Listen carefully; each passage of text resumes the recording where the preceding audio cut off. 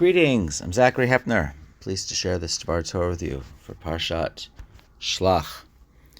The king of Jericho is rightfully concerned about the spies who were sent forth by Joshua. But the choice of language is peculiar. The king of Jericho is told, "Behold, Israel men have arrived tonight to dig the land."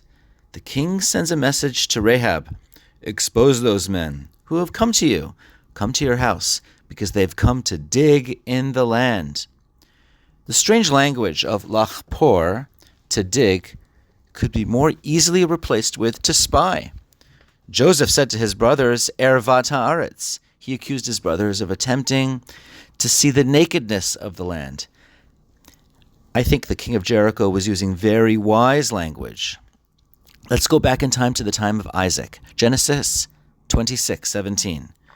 Where we know that Abraham had dug wells in Gerar, the Philistine land, but now we learn that the natives of Gerar had filled those wells up immediately following the death of Abraham.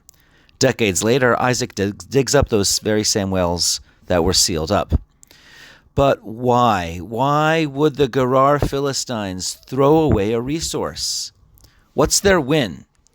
It does echo the incident in 2005 when the residents of the same Philistine territory gratuitously destroyed the greenhouses in Gush Katif in 2005.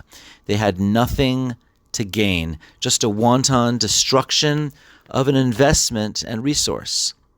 So one reason why Abraham's wells were stopped up was because the residents of Gerar possessed so much hatred for Abraham that they wanted to destroy all of his institutions, echoing 2005.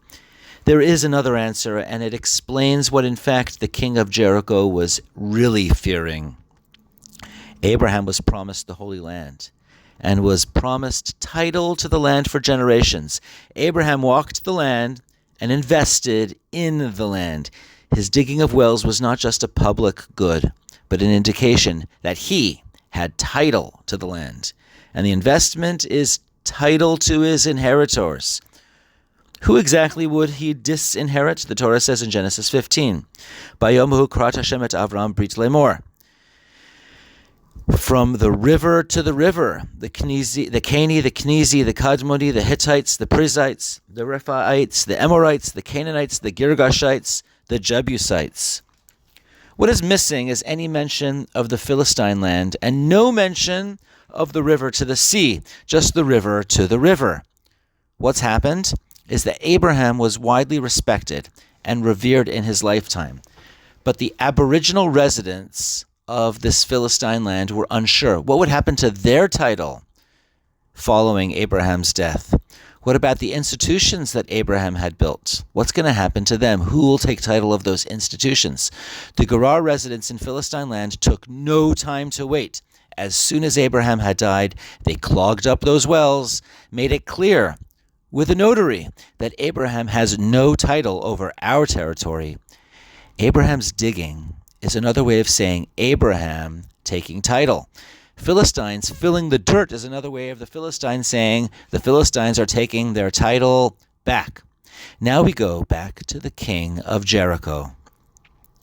He wasn't just saying that the Israelites will dig wells, or metaphorically meaning that they're digging for information.